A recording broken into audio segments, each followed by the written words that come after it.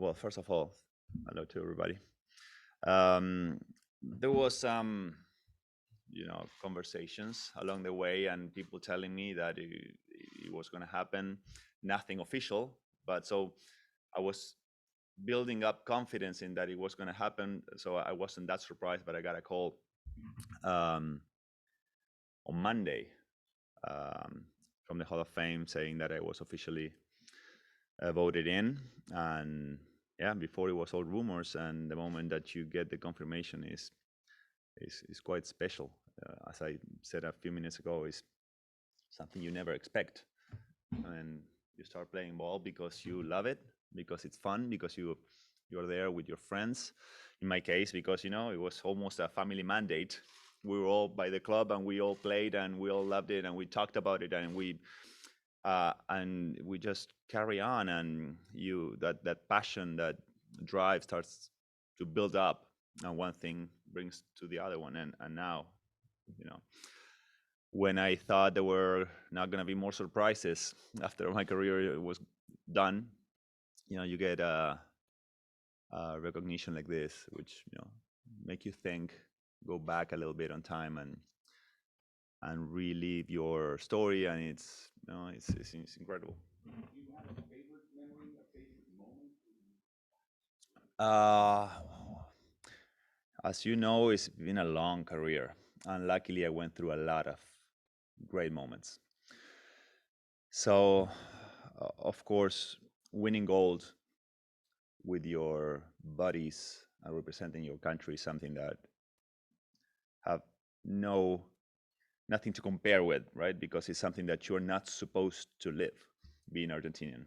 Maybe if you are LeBron James, or you're, one of the greats in America, in the States, you kind of hope that it happens.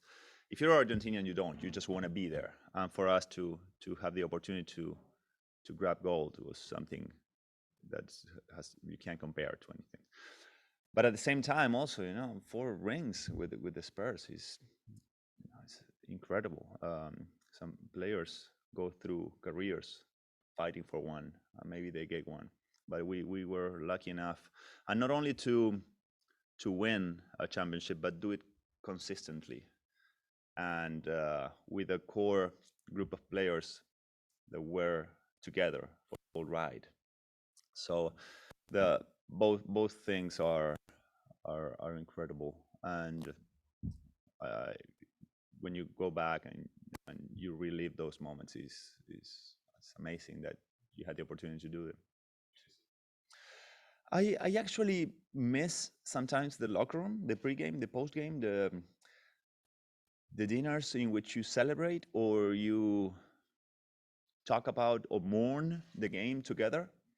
That's the part that I miss. I don't miss the hits, the the the bumps, and surgeries, or all that. And if I was 25, then yes, I would love to be there. But at my age, I'm loving just being with the guys, being with the organization, watching the games, but not.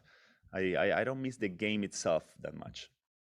You mentioned where all this journey started for you in Argentina. Have you calculated the odds of going from there to this place that you're sitting right now, about to go to the Hall of Fame?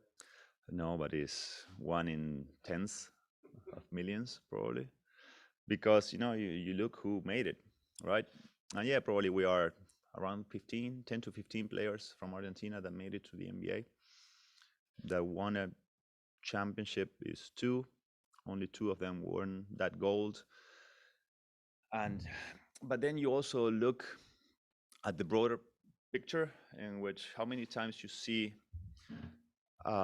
three players and a coach being together for the whole journey, winning multiple championships, playing thousand plus games together, creating that type of bond. So yeah, the odds are very, very slim, and it just happened to me. So I know I don't know what happened, but I was the one, and I happened to live and be important part of two very iconic teams of those couple decades. both in FIBA and with the NBA. So incredibly lucky and fortunate to have been part of those two. Of the guys that are in FIBA that started their careers in Europe or somewhere that came to the NBA, Yao, Vlade, Petrovic, Marciulionis, Sabonis, all of those guys are Hall of Famers, but they were elected by the international committee. You're the only one elected by the North American committee, which accounts for your NBA career. So to you, does that have special meaning that you were recognized for your NBA career? There are other guys from international in the Hall of Fame, but you're the first recognized for your NBA career.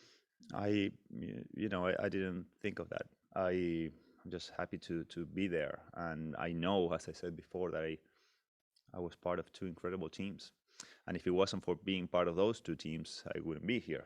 It's not just about individual accomplishments. I never won a scoring championship, an MVP, even first team. I'm here because of my surroundings, of the players I play with, of the coaches I've been coached with, and the organizations. So I know I've been very lucky to have played with such teammates, so quality and altruistic, that all help each other to accomplish huge things. So definitely, this is not I don't take it as an individual achievement. It's just that I've been in the right place in the right time, and I contribute the way I could, and we all make each other better, and that's why I'm here. What's your NBA career? Is there Sorry. one moment that stands out above any of the others? Is a championship more special than any of the others?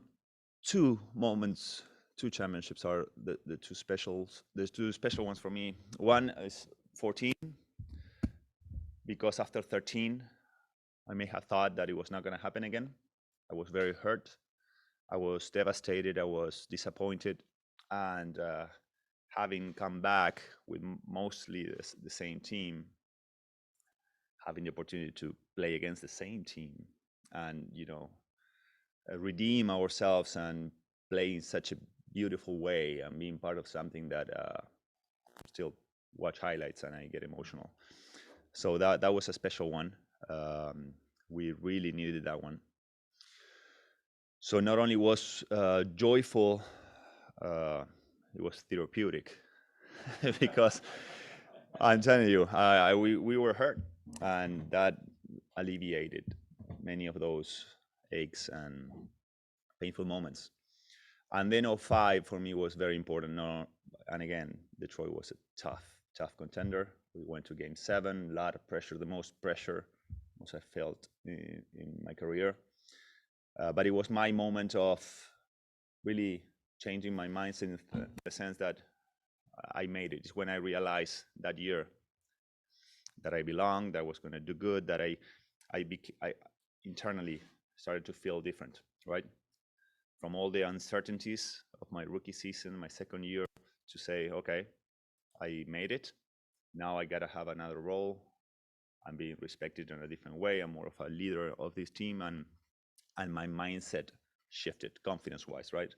I started to walk straighter and looking everybody on the eyes, and not feeling like an outsider as before I was.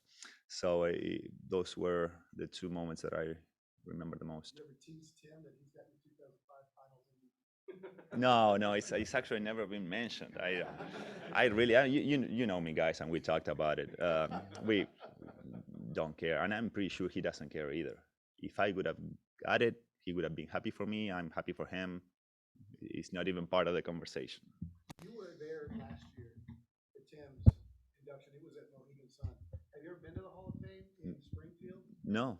Are you kind of pumped that Nico and Dante and Luca are old enough to know what this means now? Yes.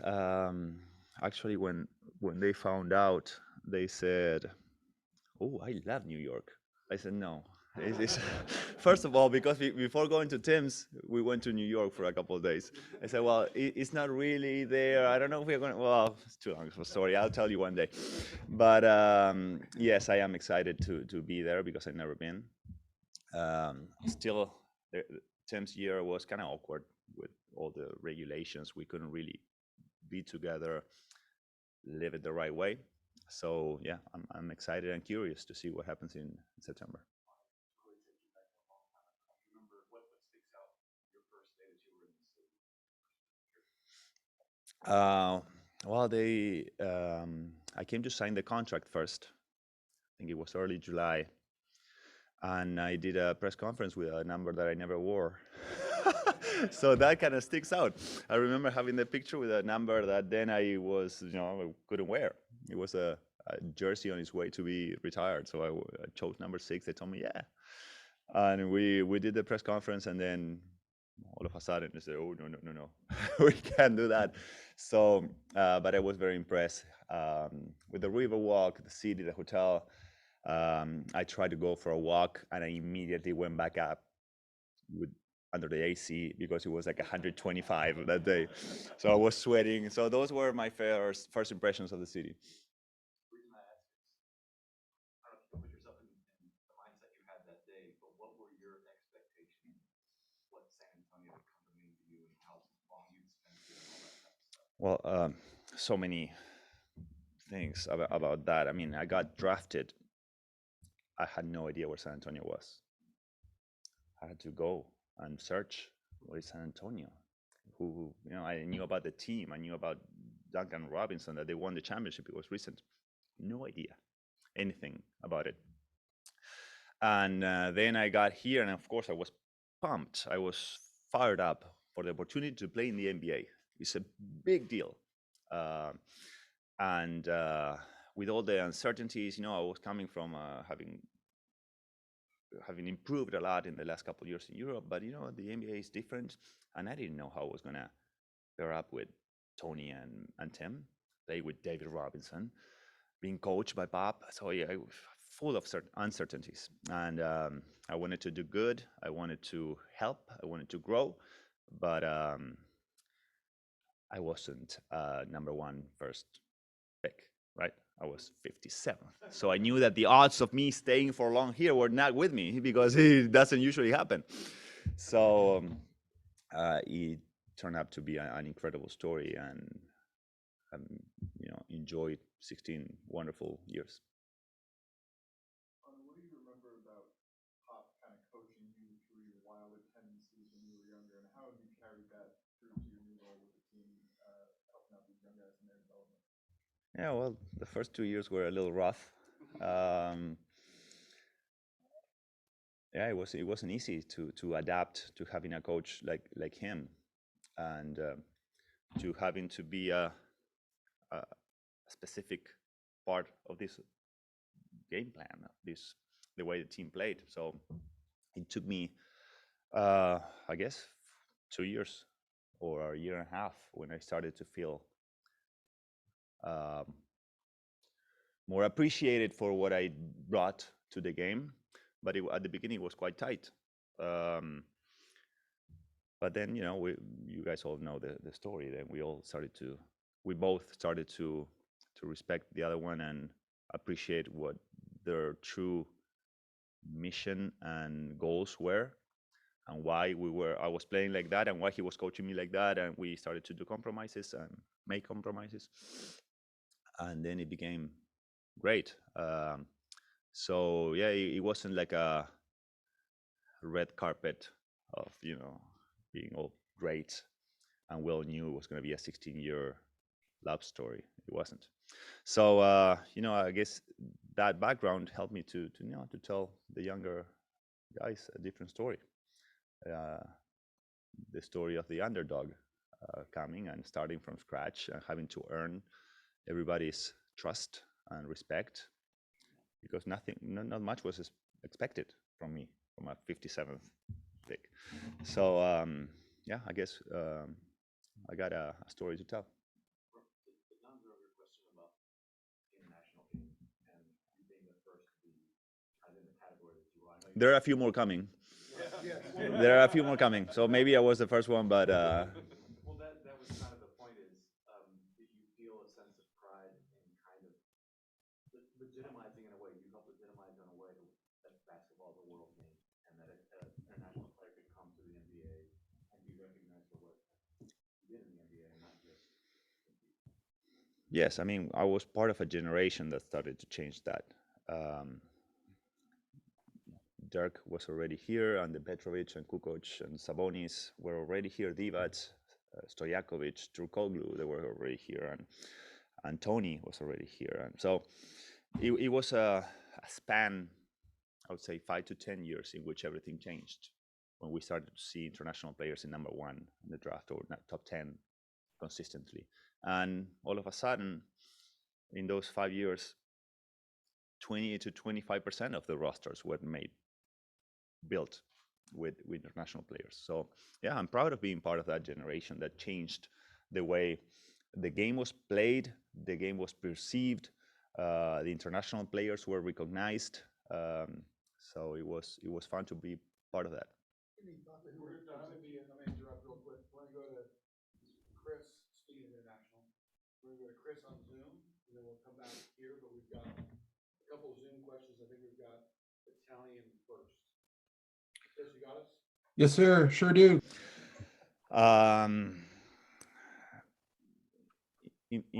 Inaspettabile. Non avevo mai sognato di essere in questa situazione. Come voi sapete, sono nato in Argentina, una città piccola. Se sognavo con giocare nella nazionale, forse andare un giorno in Europa e fare bene, però questa carriera impensata. Essere stato eletto 4 anni dopo la mia ultima partita è un altro regalo della mia carriera. Pensavo che già non ci sarebbero più, però continuano ad avere sorprese. Sorpresa. Contentissimo. Riguardo cosa ho imparato in Italia, credo che in Italia coach JV e Messina mi hanno trasformato da un giocatore talentoso, agile, che faceva la giocata bella, a un giocatore completo che capisce quello che una squadra necessita, ha bisogno. Sono diventato più un uomo, più un giocatore di squadra, più un adulto. Prima era solo per istinto. Allora, sì, ho sempre apprezzato quello che hanno fatto per me, tanto loro individualmente come le squadre che ho giocato. È stata una bellissima esperienza e sono arrivati nelle States più capace di affrontare quello che mi aspettava qua, no? Avere un allenatore come Popovic, una squadra come gli Spurs, è stato molto necessario. But I assume the two that were there a couple years, well, last year when I was there. So hopefully they are going to be able to make it. And of course, it would be a great honor. Not sure how excited it's going to be to be there presenting me, but they are both going to be invited for sure. Chosen to stay in San Antonio. Why is that? Say again? Chosen to stay here in San Antonio. Why is that? After career or during the career? After. Well, we lived here 16 years. My kids were born here. Their school is great. They have their friends. My wife and me, we have our families too. So, of course, as soon as I retired, we started to spend more time in Argentina. But after so many years, basically all my adulthood in here, we thought that the best for the family was to just stick around and enjoy the everyday tranquility that we achieved here, and then go to Argentina to spend quality time in the summer with my parents, with my in-laws, with my friends, family, and everybody. So it was quite an easy decision since, it was so many years. 16 years is a life. What's it been like working with this new generation of Spurs players? And you envision yourself doing that for a while? I'm super new in that, so I'm just learning and just being with them, trying to share some of the experiences I went through, but also being, with the front office, sometimes with the coaches, trying to witness and understand how all this, the behind the scenes, works. So I'm just trying to be a fly on the wall, try to hear as much as I can and learn and try to share the experiences I lived. So as of now, I love it. I love being around, right? Because it's been such a big part of my life that I still enjoy that camaraderie, even though I'm not in the locker room. But you start to create a camaraderie and a team feeling with the staff, with the front office, with analytics, with the trainers, and so even though you're not part of the core group of the players, you're still part of the organization. You enjoy wins and you struggle a little bit, not as much, with the losses. So it's fun. I was going to ask, the city and the fans embraced you almost from the start. How much did that help your transition, the love that you got from the city? I said it from the first season. It really helped me that every time I jump in the floor with all those doubts, being injured at the beginning and not sure what I had to do on the court, having your back's covered, because every time I got in, there was a big, standing ovation and people cheering my name and all that. Really made me feel comfortable, made me feel more confident. So I thank them every time I could, because it was worth it, and I tried to return that favor over the years. So hopefully I did. One of the moves you brought to the NBA was, or you popularized the NBA, was the Euro step, and now today's generation, a lot of the players like that into their game. What are your thoughts on that? The way you kind of brought that move kind of to the NBA. I don't know. I never saw that I created anything, that I brought anything new. I just played the only way I thought was possible.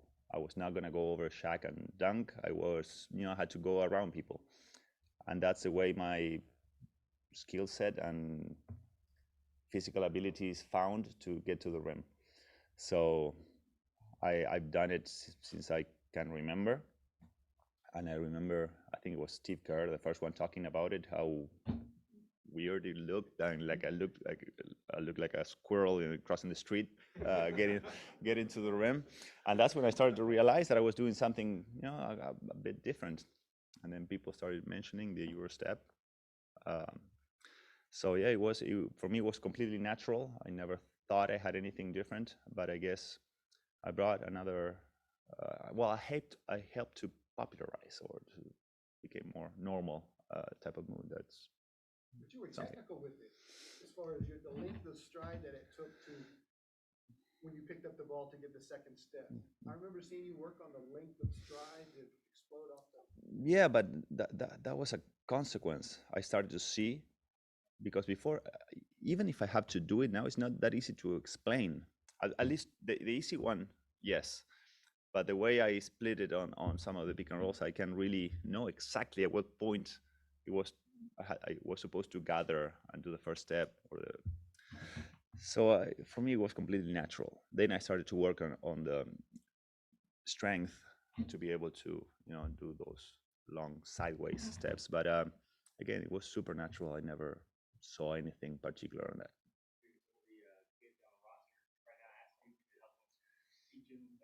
Anthony, I've been asked during my career more than now, and I couldn't pinpoint. I couldn't exactly explain it.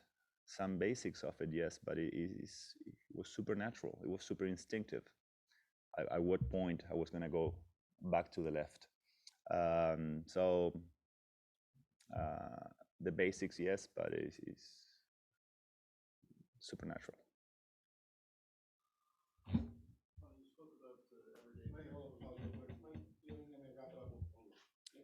Anybody didn't get a question? Dylan got a question? I got a question. Anybody did not get a question?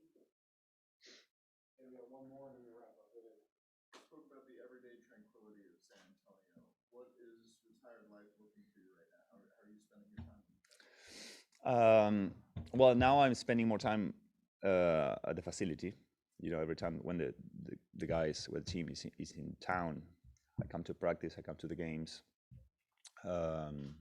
So now I'm a little more conditioned, but you know, I wake up at 7 a.m. every single day, take the kids to school, and have a good conversation in the car. Come back, breakfast with my wife used to be the norm. Then either tennis or bike. Then lunch with a friend here and there, and you know, doing my things. Then go pick up the kids. You're a father of 3, so there's always something to do. And you know, after so many years of late games and body aches and rehab and all that, I kind of loved that predictability of my day and being able to do other things that before I couldn't. You know, there's a school trip for 2 days, so yeah, let's go. There's a conference in Austin, okay, here, let's go. In Los Angeles, there, let's do it. And having that flexibility, or you know, what I said before, December, January, best time to be in Argentina for me. I can go. So yeah, it's gotta take the kids from school, we gotta homeschool, we gotta figure it out. But I bought a lot of time, and that's what we all want, right? Time in our hands. So I've been really enjoying doing what I want to do, explore my curiosities, and without basically any limits. All right, thank you guys. Thank you, Manu. Congrats. Appreciate it. Great to see you. And we.